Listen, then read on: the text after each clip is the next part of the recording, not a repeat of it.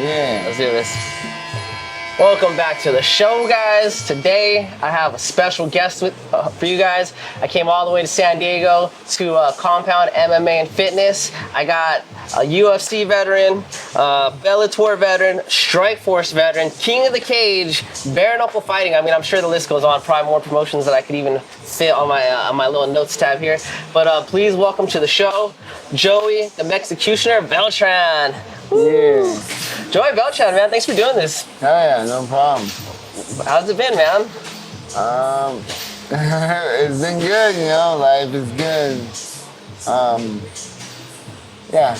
Life's good. You know, I always, I'm like 34 now, right? So I've been training since I was little. I think I started training when I was like 11 or something, right? And I always I love training, but I was always like, what's the future in fight? Like, what do you do? I mean, fighting, there's not a lot of money. I mean, you know, and then after fighting, it's like, what do you do with like a fight career? It's not like you can go work as an investment banker, you know what I mean?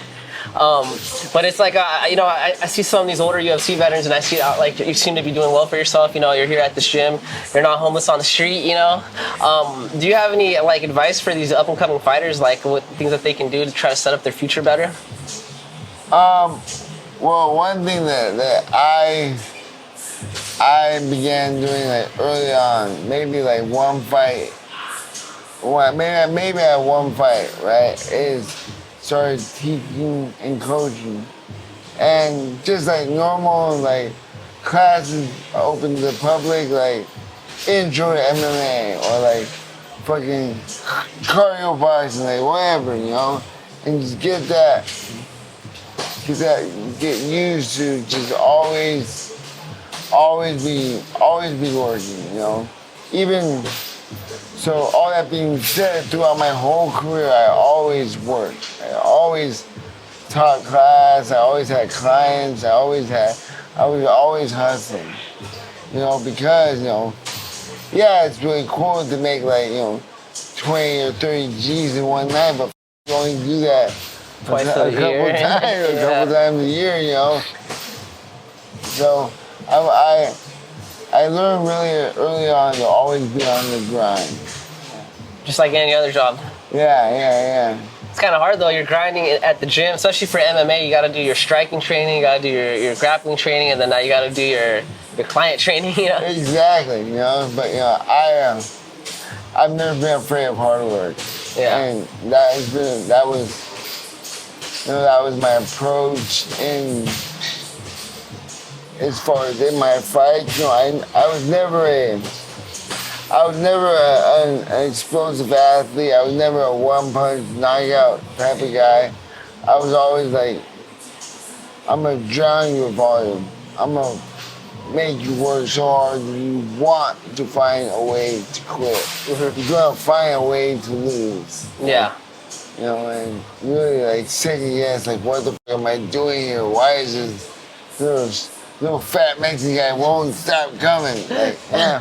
It's very, dude, I mean, I feel like you were, I mean, you know, that Mexican boxer style where you come forward, but in the MMA version of that, like all the fights I seen, your gold rounds or the second and third round, that's when you kind of come alive, at least from what I saw. I remember we were talking about the Stipe fight earlier. For those of you guys that don't know, this man fought Stipe for Stipe's debut fight. At the time, Stipe was 6-0, so he was undefeated in MMA, never went past the first round. This guy was the first guy to take Stipe to the third round, and it was a very close fight.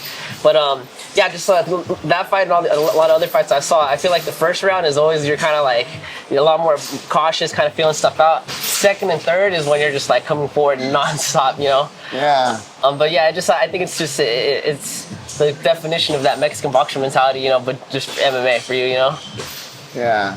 I mean, you know, to touch on that a little bit, like really keeping it real, like.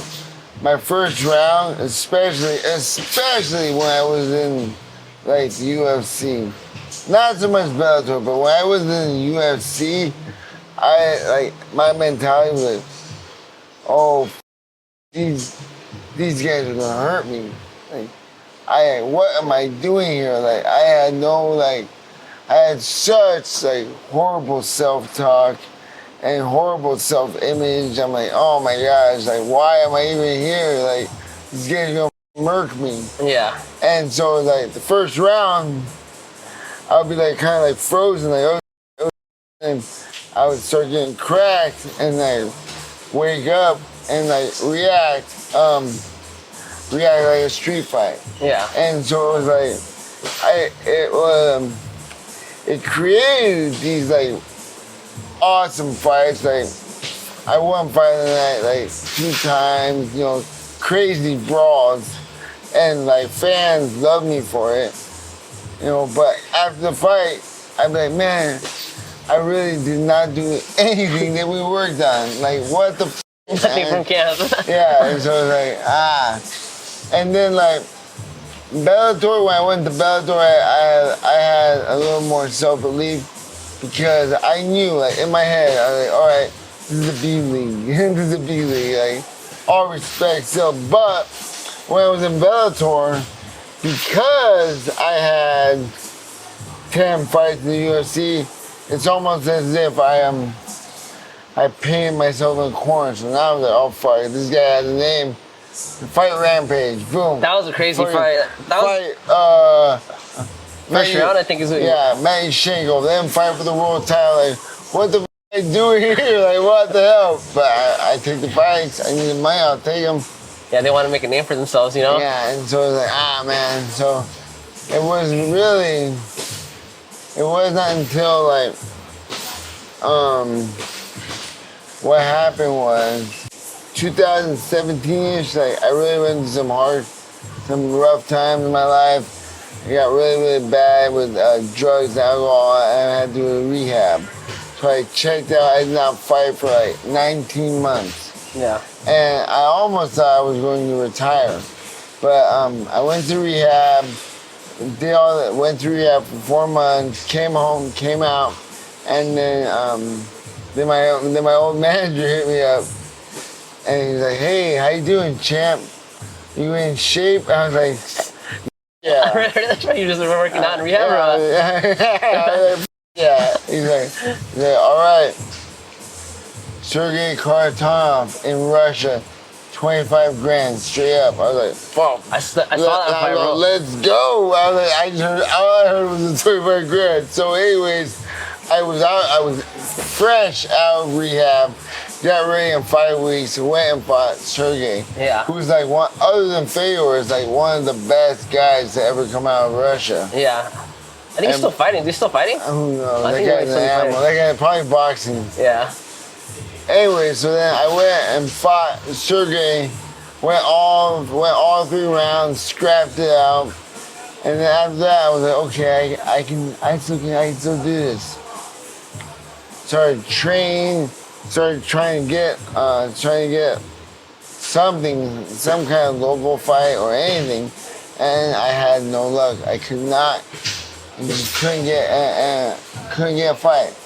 Then my old coach Eric Del Fierro from Alliance hit me up. He's like, hey, the bare-knuckle people are about to sign Beck.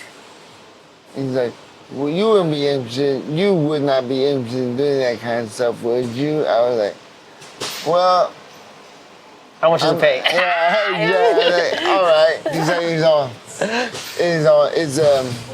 It's a tournament for $50,000. Hey, that's not bad. That's a good pay right there. Shit. Let's go. One second. And so then that's literally like, I always give her praise and her credit. If it wasn't for Beck, I would not have gotten into bare knuckle. You're talking about Beck Rowling? Beck Rowling, yeah. Oh, okay. Beck Rowling. Because back early on, I don't know if the fans probably remember, like early on, Beck was their star for like the first 2 or 3. Like, oh, the queen of bare knuckle, and like, whatever. But she was cool. She's my ex-teammate. But whatever. So I got to piggyback off Beck and got into bare knuckle. And then had that crazy bloody war with Tony Lopez. 2018, bro. That was a crazy fight, dude. And I always tell the story, make sure so they don't get credit. That fight was not going to be on TV. No, because how bloody it was, or no, what? because we were the swing belt. Because those fucking morons had no idea who me or Tony Lopez were. So we were what's called the swing belt. So a swing belt is when there's like a gap in the card. They'll throw the swing belt in to fill the Like too many time. knockouts or something too fast. Yeah. And so, like, you know, by the grace of God, we got in as the second to last fight. So, to people who do not know, it looked like, oh, this game's the co-main event. Oh, like, no. That's smart for BKFC how they marketed that, dude. No, Damn. you motherfuckers know you weren't even going to have us on there. The cold side of the fighting, man. But whatever. So, anyways, I went and had the crazy fight, and then, yeah, and bare-knuckle took off. Yeah.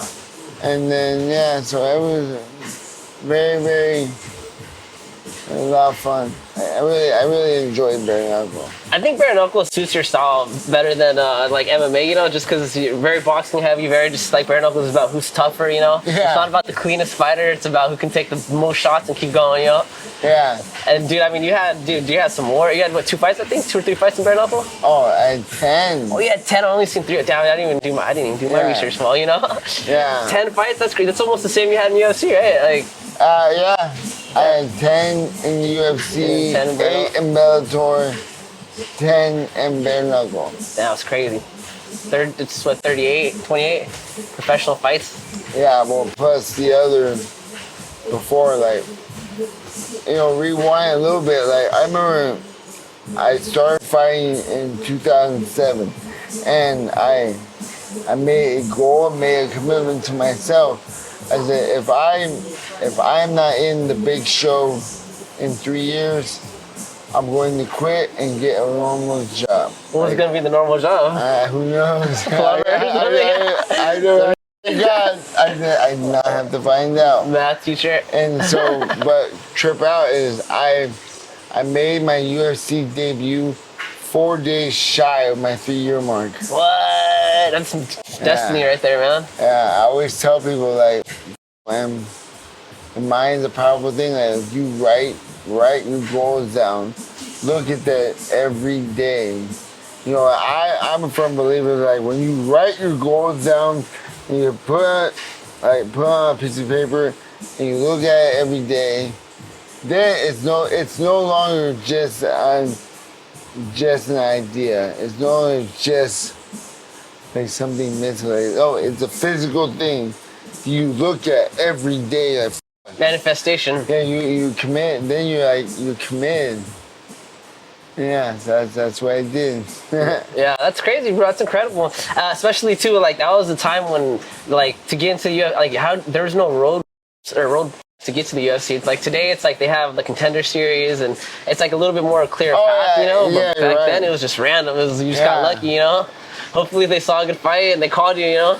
Yeah, you know, like for me, I was very fortunate. Like I fought 3 UFC veterans. They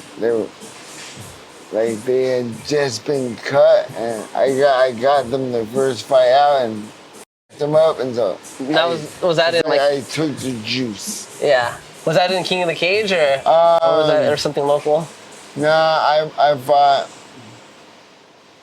fought Sherman Pendergast in Bellator. I fought Wes Combs in King of the Cage, and then I fought Houston Alexander in 5150 Combat League. Okay, Yeah, I don't think I heard all over 5150. the country. Yeah. Not to double back, but on that fight you had with Sergey in Russia, bro, that was a crazy promotion, bro. I saw there was like Putin's name on a corner. It was like Team Putin or something. It was weird. Dude. What's it like fighting in a promotion like that? I mean, yeah, not even that show. There was another time I went back to Russia, right? Which was pretty cool. And like 2019. Yeah, I went back to Russia, fought a catch weight. It was like 225. Anyways, I fought this guy, and the whole thing is that the whole selling point, if you will, it was at a nightclub, and it was a private show for Putin. Oh, is that what that was? Yeah. Oh, that's why I saw his name all over the ring. I thought that was a Sergey fight. If you need help, bro, no. You good?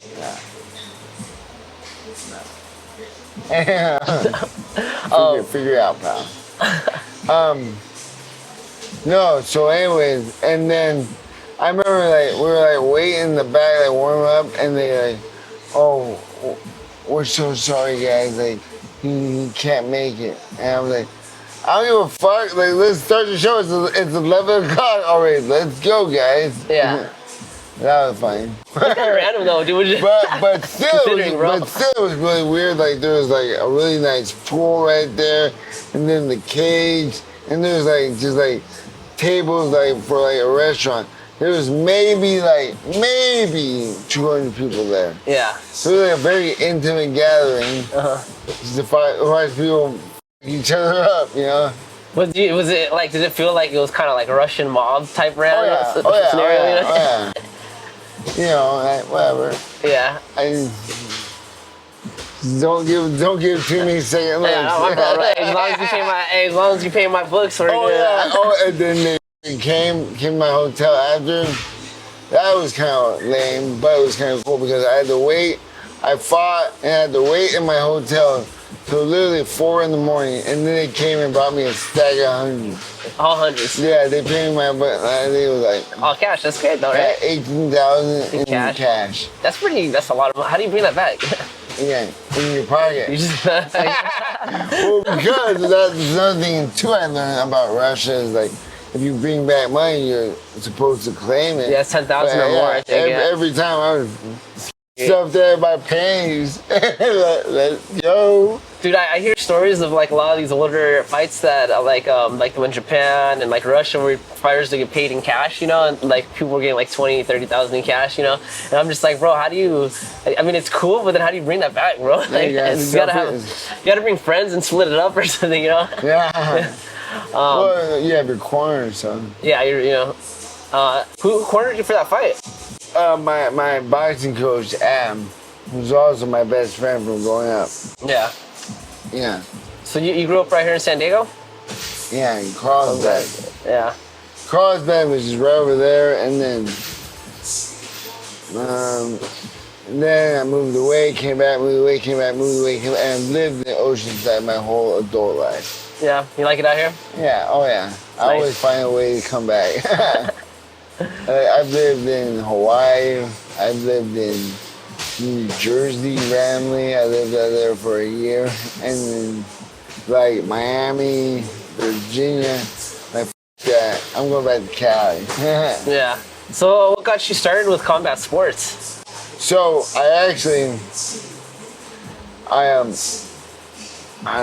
I'm one of the lucky ones that I just always wanted to fight. I always wanted to fight like in front of people. Like what happened is my uncle took me to watch WWF before WWF at San Diego Sports Arena. And like I was 5, so I thought it was real.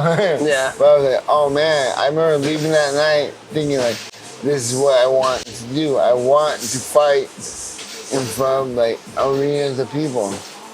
And then like later on, like growing up and stuff, then I wanted to be a pro boxer because everyone, like, it was so cool. Like when Chavez fought, it was like a holiday. It was like the whole apartment complex was like, they put one big TV in the center of the building, complex, yeah. and then everyone would come down and like barbecue and potluck. Like, oh man, it was so fun.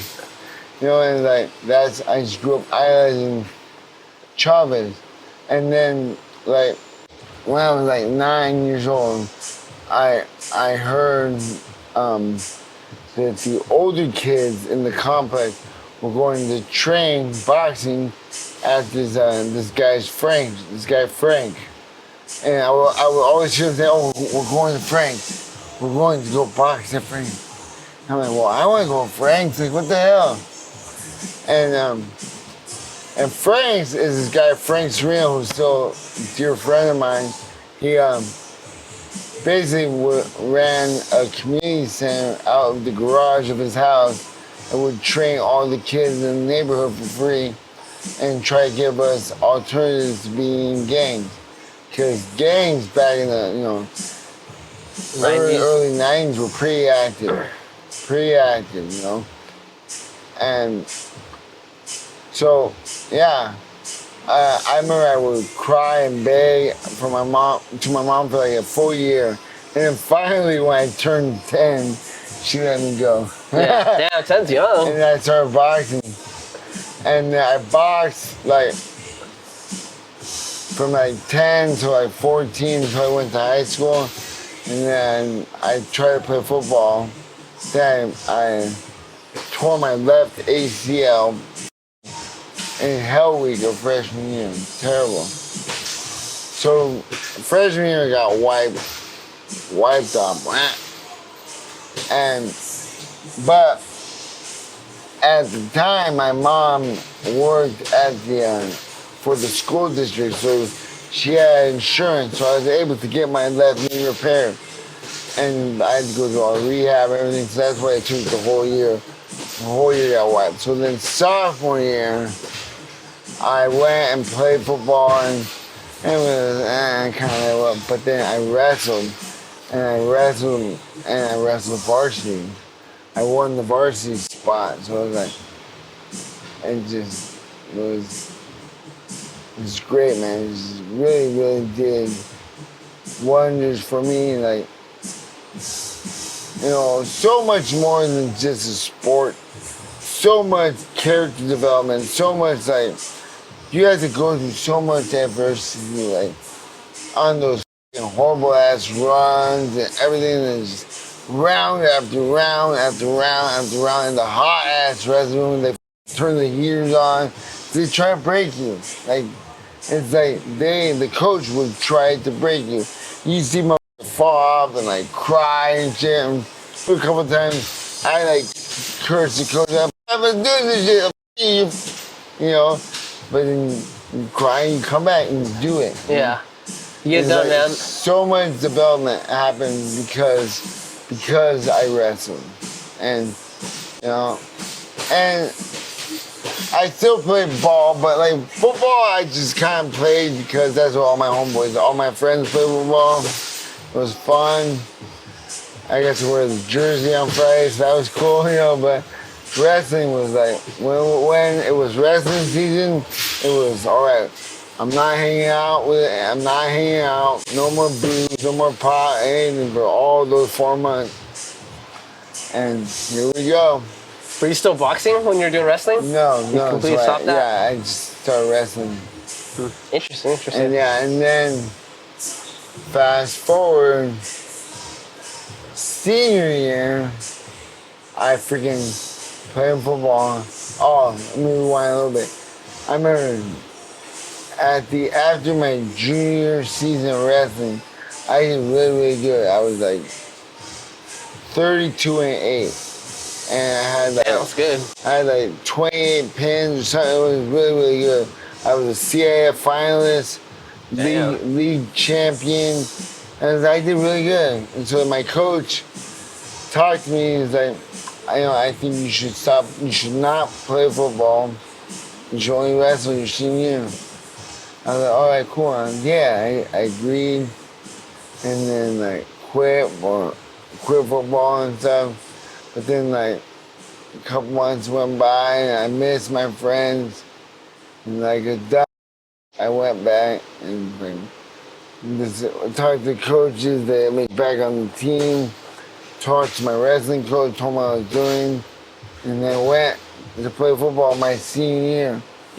Oh yeah, because also we were going to be really good. I remember that. We were. The football team did make the CIF finals.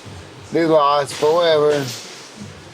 Anyway, so then my senior year, right, I'm playing football, and for 6th game of the year, tore my right ACL.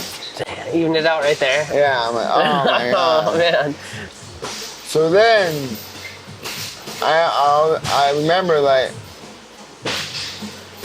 I was working in the mall at the time, I was like hobbling to work and stuff. And like randomly, I saw my coach in the mall, my wrestling coach. I went and like, I stopped him, pulled him aside, like fucking begged and literally like cried, like, I need to wrestle, like please, I'll sign a waiver, like whatever I have to do, I have to wrestle my last year. And he's like, okay, he's like, well, you can come out and wrestle for this. You can wrestle for the spot because wrestling, you don't get you have to beat someone to get the. Nothing's given. Yeah, so I went, I beat the guy, and then with the torn ACL. And with the torn ACL, with the repaired one and a totally blown out one, and then, but I couldn't run, I couldn't condition, so in my matches throughout the whole year, like, if I was able to toss them or get them in the first round, good, great. That happened a lot. But if I wasn't able to, I was in a world of I was in a world of shit. Yeah.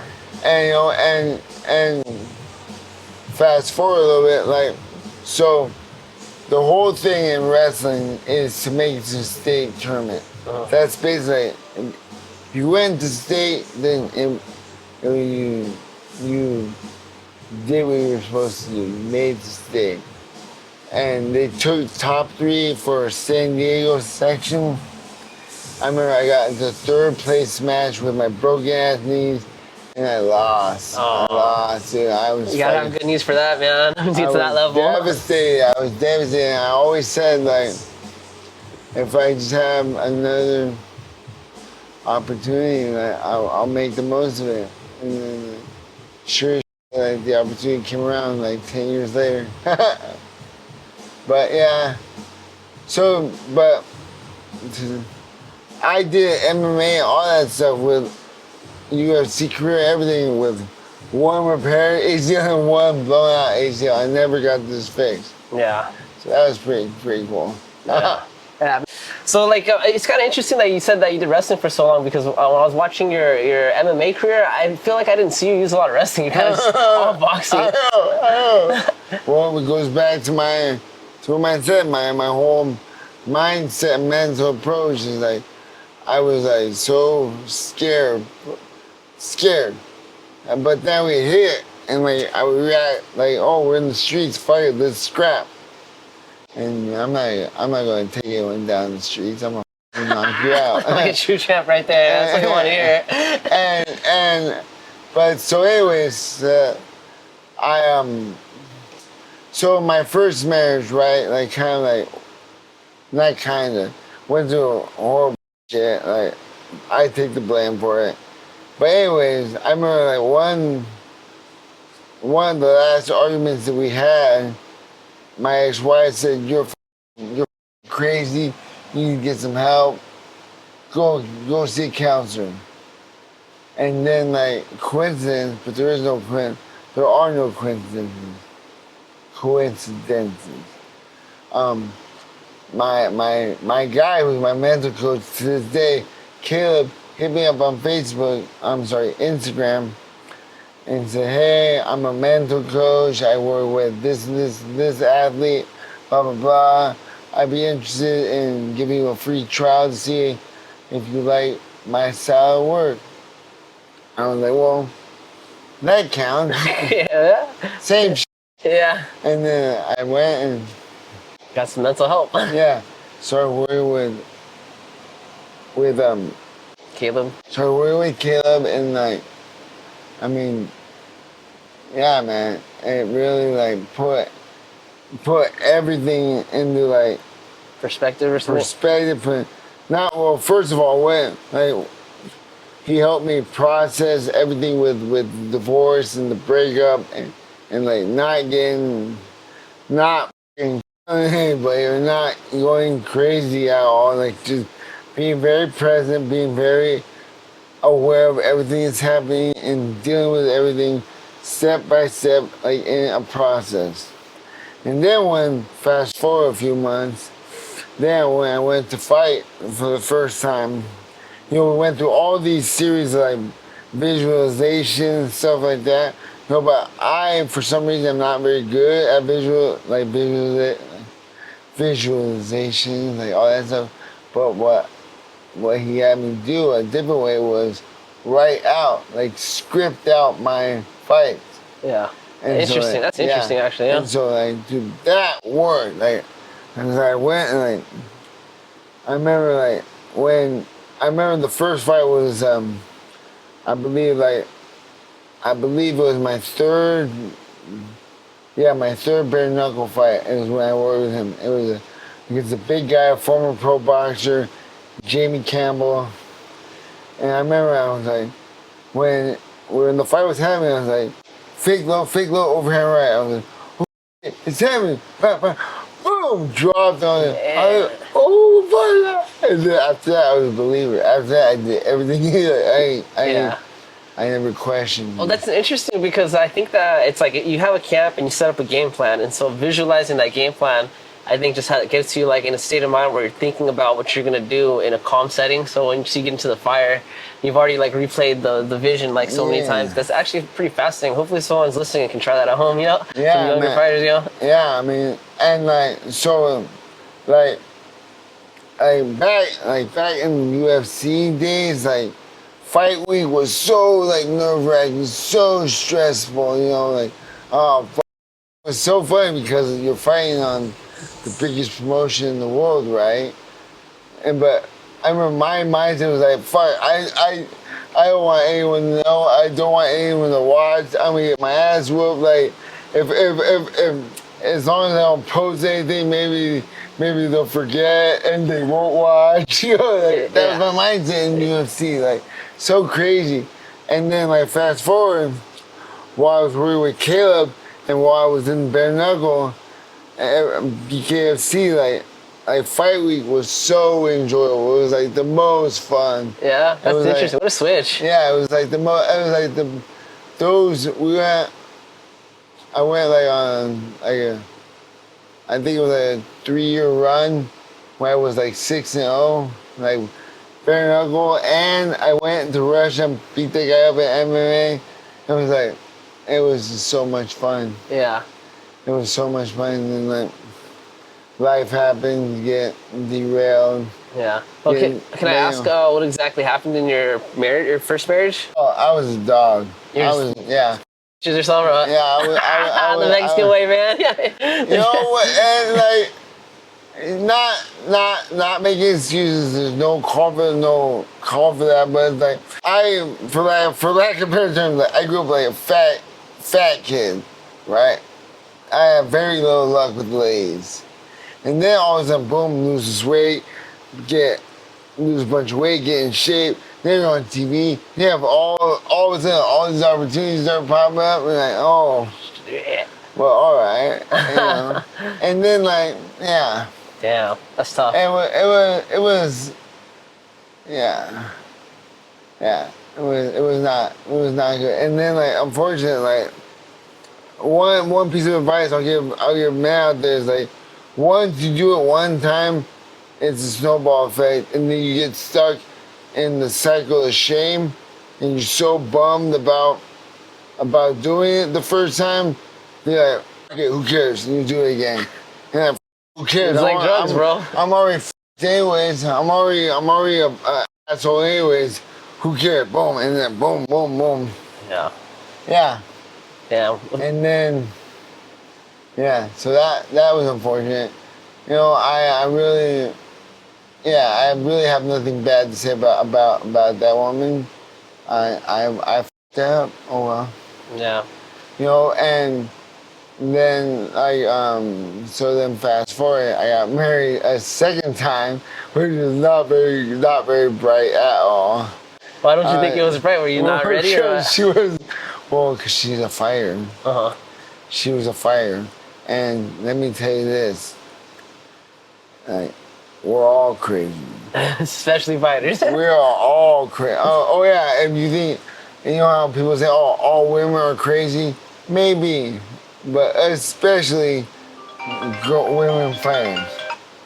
You know, so it's like, that was not, that, you know, and like, totally just went about that the whole wrong way, and like, We got married after dating for 4 months. Oh And my god. just because we're so like in love and so like wrapped up in our fairy tale bullshit. Like, nah, man. Damn, 4 months is crazy, bro. You know what's crazy is the whole ordeal, the whole everything. Like, lived in Miami, lived in Virginia, cross country love, blah blah. The whole episode was over and done with in 2 years. Damn, I like how you called it an episode. Yeah. Like watching shows. Damn, 2 years is wild. I got married in 4 months, ended, a year and like 7 months later. So it's like, I'm definitely not the best when it comes to stuff, but Third time's a charm. yeah. Well, now I have my son, and like now it's been like a huge paradigm shift in my brain, whereas like other women or anything like that, like I really honestly don't even give girls second looks. And that's now my theory is like, unless you're paying me money like to train, I really have no reason to talk to you. Because I look at it now, like, if I cheat on my girl, I'm cheating on my son. Yeah. And like, no, and like, then it like kind of makes me sad, like, why the f did my dad see it that way? Or whatever. Anyways, but that's how I see it. And now I'm like, I am 100% committed to my family, to my son, to my fiance, to my stepdaughter. Like, dude, this is my team. I will ride till I die for my team. That's it, and that's it, and like, me and my girl, like, we don't have like a perfect relationship by any means, but I always tell her like, I am not going anywhere. Like, I am committed. I love you, and I will show up every day for you and my son, my Olivia, my stepdaughter. Like, so. And it really did come at the right time, and because now it kind of all ties into like not being able to fight anymore. I say it that way because I definitely fucking want to fight. I really don't believe that will ever go away. No matter how old I am, I'll still be like, I can still get them. Yeah, I still got it. Yeah, it's like fine. But I do know that like if I get hurt, like then I have so many people. I have too many people that need me.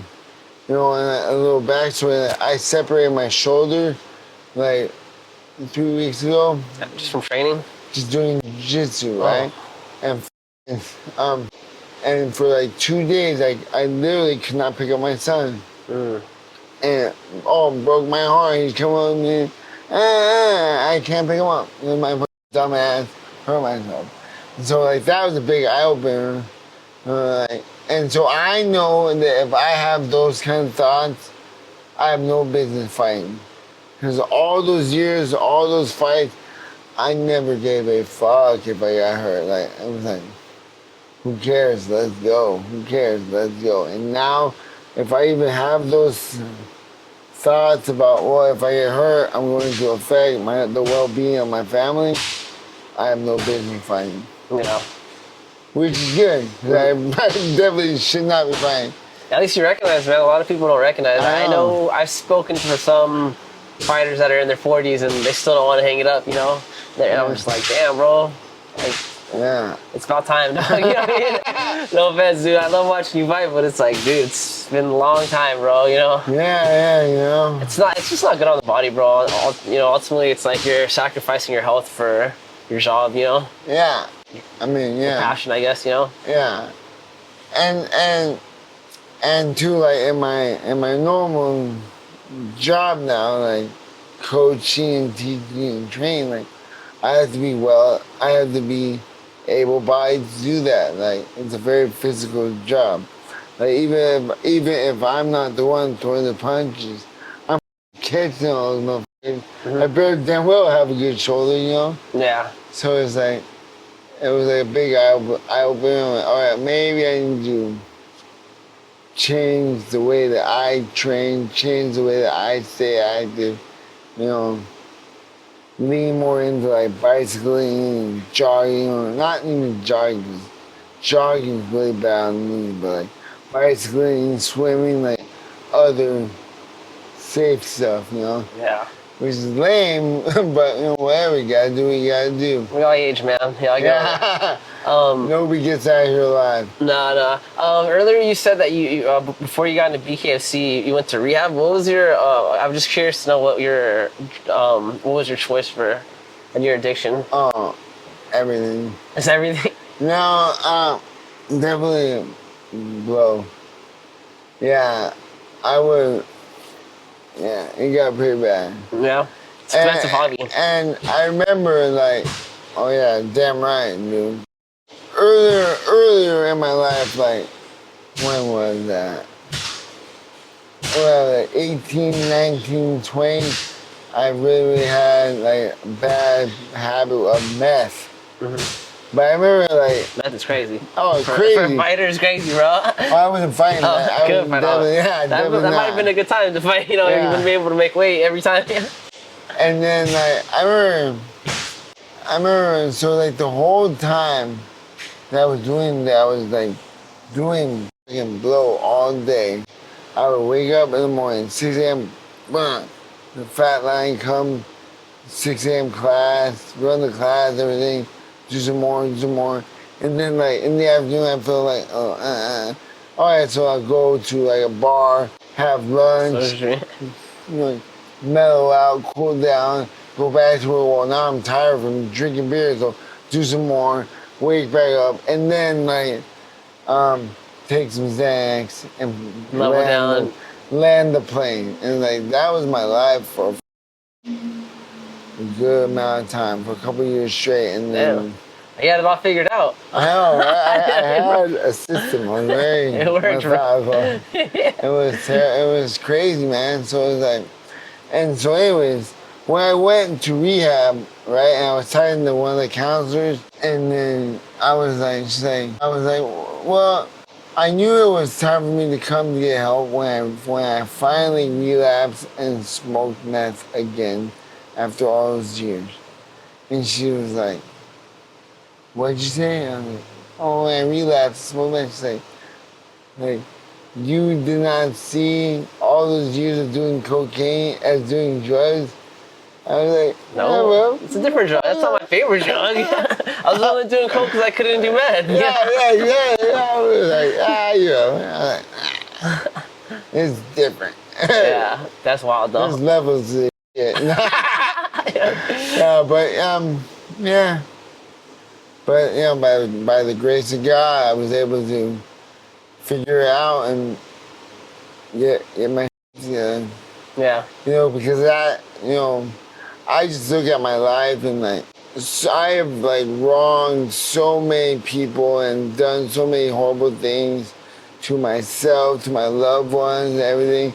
And then like then to be blessed with a healthy son, like, I'm like, man, all right, I'm good, I got you. I take that as a sign, and I'm on the path now. I'm you know, I gave my life to Christ. I've always gone in and out of church throughout my life, like in and out. I would go for a couple months, come back, go for a couple months, come back. You know, but then like finally, it was like a few weeks before my son was born, I went and got baptized over at Awaken in San Marcos, and yeah, I really honestly feel like that has been why I've been blessed so much in my life, because I gave all the glory to God. Yeah. It's kind of interesting you said you would be getting loaded and then going to the gym, because I feel like most people like that start training, it helps clean up their life, you know? If you did like a complete 360, you know, you're like, yeah, I got this. Yeah, we gotta do both. I want to party and train, man. Yeah. I mean, that's crazy though, dude. You know what's funny is my podcast is called California Sober, because me and my other friend that started this podcast with me, he's no longer a part of the show, but we were also struggling with addiction when we were younger, you know. But for me, I was able to get into martial arts, and that kind of helped clear my head, you know. So I like hearing stories when people talk about somehow were able to find their way through fighting, you know, even though for you kind of lost your way. But she came back though. She came back, you know? Well, yeah, well see what happened is that like, so I when I started fighting, started training, like I was like fucking hardcore, straight as like I was on a mission. I was on a mission. I'm going to make it to the UFC. I'm going to do it. And hardcore, 3 years. You know, if I fought on like Saturday, yeah, I would go out and drink with everyone, but then I was back in the gym on Monday. Like, let's go, we're back to work. You know, and that everything was okay. And then like what happened was now all of a sudden I'm in the UFC. I'm getting way bigger checks. Now we're going way cooler parties. Yeah. Now we're in Vegas. Now we're getting bottle service. Now we're getting front of the line. I'm somebody now, yeah. Like, whoa, right? Let's go. You know, and it's like, and like I said earlier, you really only have to fight. You're really only allowed to fight twice a year. So then it was like, okay, so if I around all year, as long as I stop for 2 months, I'll be good. That was the deal I made with myself. You're always making deals with yourself and your little demon. You're always making deals, right? And I was like, oh, 2 years, 2 months, and I'm good to fight. Well, then 2 months became like 6 weeks, and then 6 weeks became a month, and then so on and so forth. Until like, by the time like right before I went to rehab, like I'm getting up like the week of the fight. Like I don't care. Yeah, I know how to fight. I got this shit. And it's a matter of like whether or not you truly make a decision. That's just what I believe, you know. There's a part in the big book where it says like different type of alcoholics, and it's like, and we all know the psychopath, the one who constantly is making something I forgot, but who always goes back and forth from the wagon, back and forth on the wagon, you know, and stuff like that, like, but never makes a decision. Like, oh, that's me. Yeah. I'm really good at like quitting. I'm really good at stopping and like being good for like a couple months, 3 months. Oh man, I can't tell you how many freaking 90-day tokens I've gotten over the years. Yeah. You know, and so, but it's like we have to make that decision. 90 Days, isn't that the one that glows in the dark for NA? That was always my favorite one. I was like, that one glows, dude. But yeah, dude, like it's just a story like with any type of person suffering from addiction, dude, you know what I mean? I'm curious to know though, did your team, like, were they ever concerned with the drug use and the fighting? Were they ever like trying to get involved with that? Or they just kind of were like, yeah, he's got a drug problem, but he shows up and you know, I mean, he puts on good shows, so. Kind of nobody really knew, really. I definitely did a good job of cleaning up before I went out in public. Yeah, that's fascinating that your coaches and stuff weren't aware. Yeah. That's a professional addict right there, brother. Yeah, I'm very, very good. Yeah. How'd you get the name Mexicutioner? Like, where'd that come about? Oh, my old friend and teammate, Eddie Sanchez, who also had a good name. He was the manic Hispanic. That's his name? Yeah, but it was late because when we were on the small shows, he was Dirty Sanchez. There you go. But once he made it to UFC, he had to switch to the manic Hispanic. So we were like thinking about it. I was maybe like 3 fights in, and we were tossing out ideas like, oh, maybe Brown Bomber was one of the potentials. Deontay Wilder. and then he randomly looked at me. He's like, "You're the Mexicutioner." I like it. That's it. We're done. And that was it. Stuck. Everyone loved it. I went out, won the fight, and then it got announced. And like I always say, my rule is, because I really have only seen one other person in all the years who had it, like some small guy out in Oklahoma. Whoever gets it announced by Bruce Buffer keeps it. Yeah, so it's official now. That shit is mine. Yeah, I've never heard anyone else be called that, so it's a unique one. Yeah, that's how. That's an interesting one. Looking back in your fight career, which fight stands out the most? I would say, well, for me personally, was the second MMA fight with Tony Lopez, because we fought 5-5s, and so what happened is, rewind a little bit, we fought the first time, and I was still f***ing around, like out partying, and I remember like I woke up all hungover and my manager called me. I was like, yeah, f*** it, let's go. And then I went and fought Tony Lopez like on 3-day notice, like no joke, last filling. He snapped my arm, and then after that was like on MySpace. You guys remember that? I remember MySpace. I loved MySpace, man. He was on MySpace talking like all that kid's a bum. He had no business being in the cage with me. Damn. And so I got mad. I went on Samurai Mission to get my arm back. That's why I got tattooed Samurai. Oh, this symbolic. arm, he broke this arm, so I got on this arm to always remember to have more respect for fighting, not be f***ing around doing drugs and drinking, and really devote my time to fighting. And so then I went on like a 5-fight win streak, but my whole mindset was I have to fight you this. gotta get back to Tony. I have to fight this. Damn. And I would touch mad. I remember like I feel bad about it, but I even told his wife to shut her fat mouth. Oh, because Conor McGregor for Conor McGregor. Face, like told her to shut her fat mouth, mind her business. And like finally, my manager's like, hey, Terry from King of the Cage, Terry will give you the rematch, but it's 18 days. Can you get? I was like, yeah, this is the only one we're going to get. Let's go. So I got as ready as possible for a 5-round fight in 18 days. Went and fight. So we scrapped. And like, I thought I won. I dropped him a couple times and bullshit.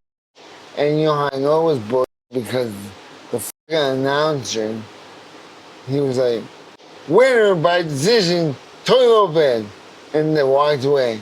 Yeah. Didn't read the cards or anything. And then everyone was booing. Aww. And then his wife came up to me. Slapped you. Right as I walked down.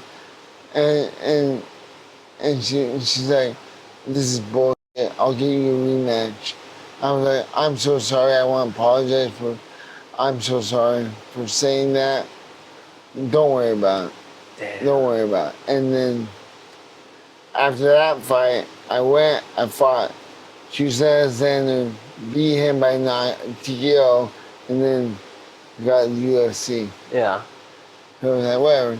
So anyway, that fight. But then I waited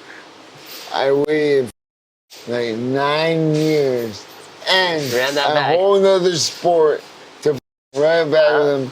And we had that crazy 2018, right? Yeah, crazy bloody war, and I won. Yeah. Finally got my win. Do you feel like you guys are like kind of frenemies now? Yeah, we respect each other. Yeah, we're cool for sure. Yeah, fighting's an interesting sport because it's like you can hate someone, but then it's like you learn so much about them in the ring, and it's like how can you really hate someone when you truly like can understand them? You know what I mean? I forgot who wrote that. It's a famous quote, right? It's like you can't hate what you understand or something like that, or we hate what we don't understand. Yeah. But yeah, that's interesting, bro. Damn, so you guys ran it back 3 times? 4. 4? You're wild. Yeah, and then we fought in bare-knuckle again, and that fight was a draw. so crazy because our first fight was like, crazy brawl, right? Like boom, boom, boom. And then like, the second fight, I remember I came back after the second round, and I looked at Al, my coach, and I was like, running. He's running. He's not even fighting. He was, for one, being smart and using his length and moving around. And I was like, I turned on juice and thank God squeezed out a draw, But I would have devastated if I would have lost. But yeah, he's completely changed the game plan on you. Yeah, I mean, what is this guy not fighting? What are you doing? Yeah, another fight I want to bring up, dude. Pat Barry, dude. What a barn burner, bro. I know, man. That was crazy.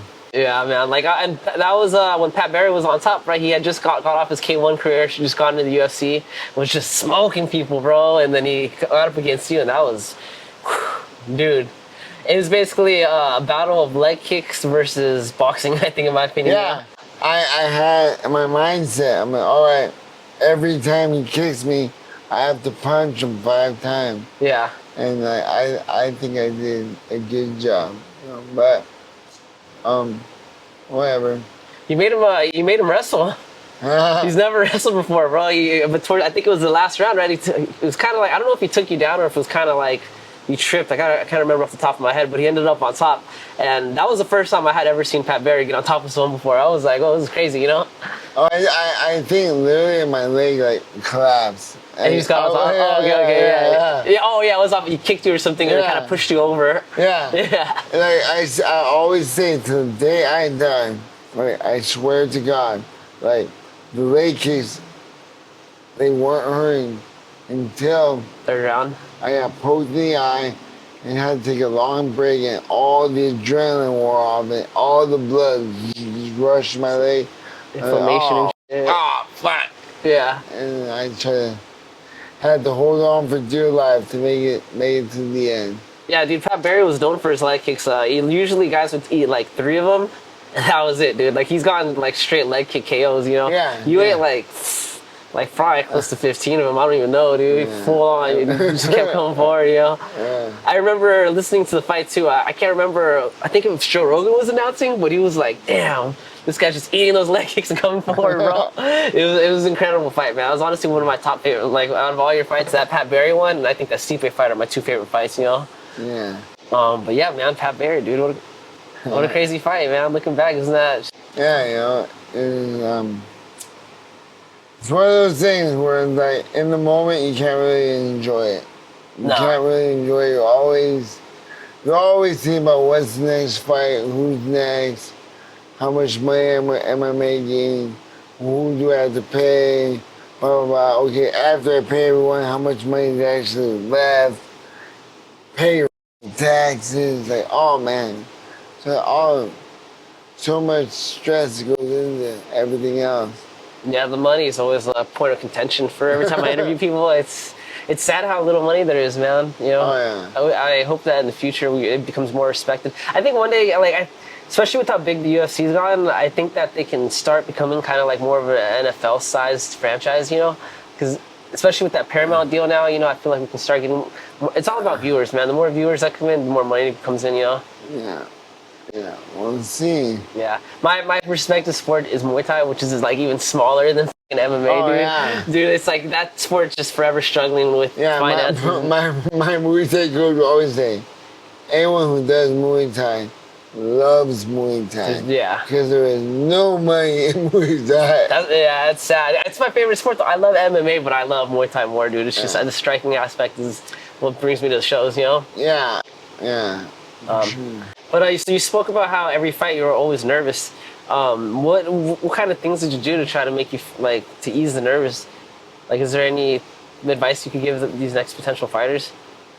I mean, I really had no idea how to go about addressing it until I started working with my mental coach. Yeah, and then when everything was broken down into a system, one of the main things was scripting out the game plan, writing, not only like, oh, obviously I'm willing to win the fight, but like dealing with adversity, dealing with like horrible positions, or if you get cracked and your eye starts bleeding, like how are you going to move that? Well, I'm gonna circle to the right, wipe my blood with my right hand as I keep my left in front to defend any other further attacks. Like that detail oriented. I have found that works very, very good. It's interesting because if you watch your fights, they're very brawler-esque, So it's like it wouldn't seem that you have like this game plan that you plan out ahead of time, but it's like, I mean, you obviously do. I mean, you're telling me because it's like, and just calculated madness. Embracing who you really are, embracing who you are, and having a commitment to that. Like, I always tell people when people ask me like, "You have any advice?" I'm going to do a bare-knuckle fight. I always tell them, know who the f you are before you go in there, and know exactly who you are and what you're going to do. What do you mean? Okay, well, if you're a tactician who works behind his job and moves around a lot, all right, that's who you are. That's what you're going to do. You're going to do that 100%. You're not going to allow this ass to get into clinch range, to put his hands on you, dirty box you, rough you up into things. Like, no, that's not your game. Your game is outside. Your game is in space. Clean and yeah. So you're going to dominate the fight in the space. For me, my happy place, my place where I was the most comfortable was in a phone booth right here. Yeah. And so just, like I said, embracing that. Like, yeah. That's good advice, actually. And it's funny that you said that because I always tell people, especially like new people that come into my gym, I always tell people that you can get a good idea on someone's like fight style based off their personality, And what I mean by that is like sometimes you meet people and they're very like clean cut, everything they do is like they try to make it perfect. They try not to do things that they can't handle, And you see that in their style. They have a very crispy, clean style. They're very like everything's like perfect the way they punch. You'll meet some people that they're really, really mouthy. They want to be in your face, And you see them fight and they're just right there in the pocket, swinging for the fences, So yeah, it's like to go off of what you said. Recognize who you are as a person, and pick and make sure your style is reflective of who you are. Stay true to yourself. You know what I mean? Yeah. There's a lot of times where you'll see guys that they'll be like nice, crispy, clean fighters, but they want to get that knockout. They want to be in there, But I'm like, dude, that's not your range, bro. You're uncomfortable because you're so close. It's like just stick to the outside, use your kicks, use your teeps or whatever. Yeah. But yeah, I think it's cool, and that's what I love about meeting people and then seeing them like go represent their art in their way. It's beautiful, Is there anything you'd like to tell the viewers about you that we normally wouldn't know, like something maybe about your personal life that you don't put on camera too often?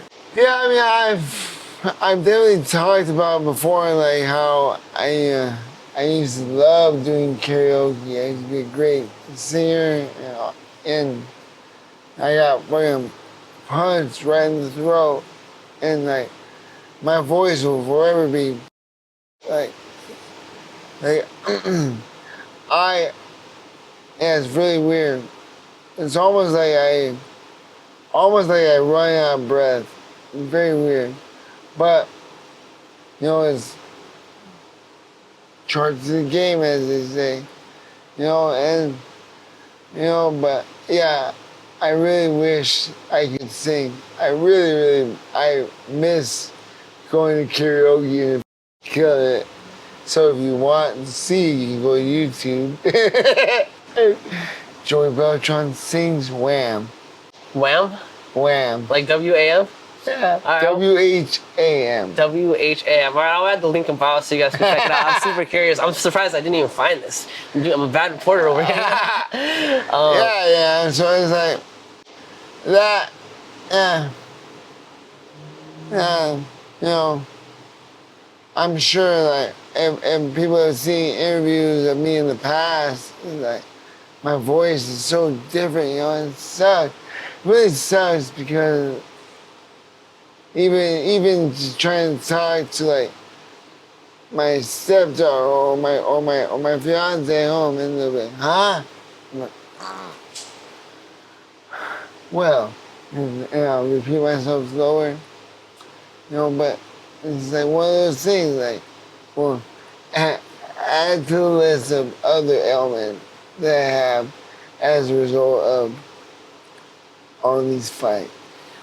Yeah, man, fighting is it's a beautiful sport and it's an art we all enjoy, but it takes a toll on the body, man. Yeah. Especially at the level you do it. You've been professionally fighting for so many years, just killers after killer after killer, you know? Yeah. You know, and yeah, that's pretty cool. I always say it's like, it would be one thing if like I felt like I had brain fog or I felt slow or I felt like no, man, I have clear concise thoughts. My voice doesn't match up. That's annoying.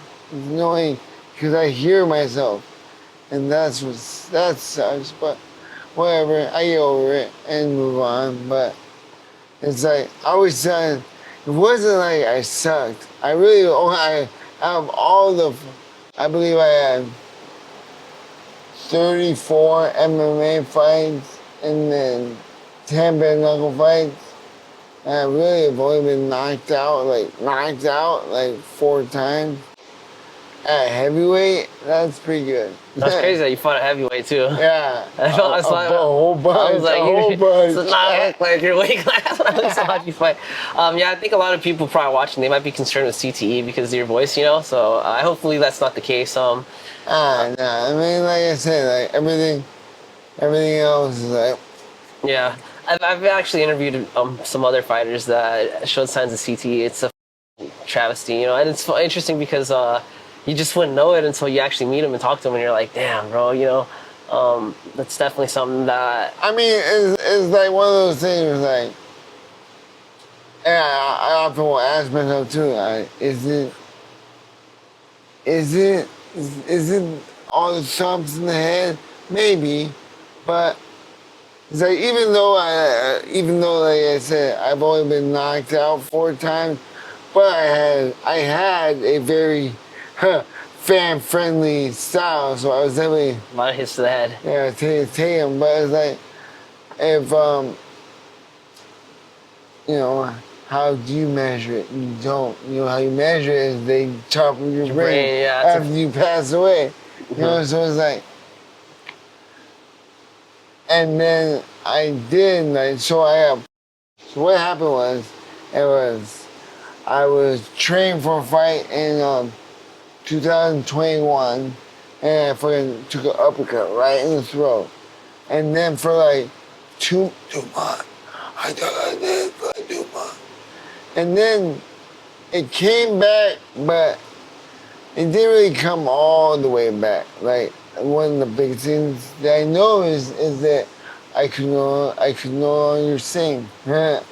All right, but then like it really wasn't that much of an issue because I was living on the East Coast in Miami and BA for a little bit, so I wasn't teaching, I wasn't coaching. I really didn't have to use my voice so much. I wasn't trying to command a large room, if you will. And then when I moved back home in 2023, that's when I was like, oh, man, my voice is fucked up. And then I went to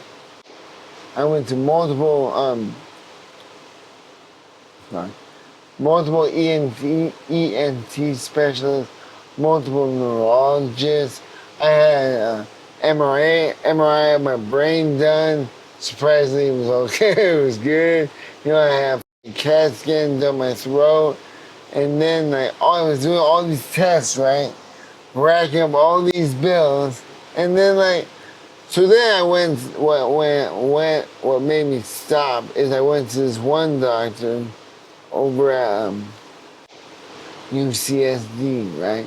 And she was like, okay, well, it sounds like you have pseudobulbar palsy. And what that is a condition that is early signs of ALS, Dang. Lou Gehrig's disease. And I just had my baby. Oh man, what? No, this can't be happening. But so then I went and got another exam, which is called the EMG exam, and basically very similar to acupuncture. They stick all these needles in your arm, but the needles have wires connected to them, and they shock your body, and like the machine records how your body reacts, and so everything was okay. And so I was like, yeah, I was stoked. On one hand, I'm stoked because I'm not dying, but then on the other hand, I'm like, well, I really have no answer. So I do know that like the more and more that I speak and the more and more that I do my speech therapy warm-ups and everything, my voice gets clearer throughout the day. So whatever. It is what it is. Just try mushrooms. No, funny you say that. I have my guy, Ian McCall. Oh, do you know Ian McCall? I love Ian McCall. I interviewed him a year ago, actually. Ian McCall Shout out Ian McCall. Yeah, he sent me some. I have him. I have him in my drawer at my house, right? He sent me a bunch of mushroom gummies to try to like stimulate reconnections and all that stuff, But what happened is I took 2 one day, and I don't know. 2 sounds fine. I used to take them. Too much. Too much. I was like, no. Yeah. I was so scared. I was like, oh my god. But do you feel like it helped? I was like, so I've done LSD and everything in the past. I was like, it's okay, Joey. Just calm down. It'll be done in 2 hours. Just calm down. It'll be done in 2 hours. Then I just had to sit down, wait for 2 hours to go back to my normal life. So I've been a little hesitant to restart, but I definitely have the mushroom gummies that he sent me. So I should do that. Yeah, I can't remember the name. I should probably chop them in half. Just eat one, or just eat one. Yeah. And one's I think 0.5. I used to eat one and go to work. So you know what I mean. But I spoke with Ian McCall. I did an interview with him, and he gave me some of his candies. They're actually really good quality. It tasted good. Yeah, I didn't know that.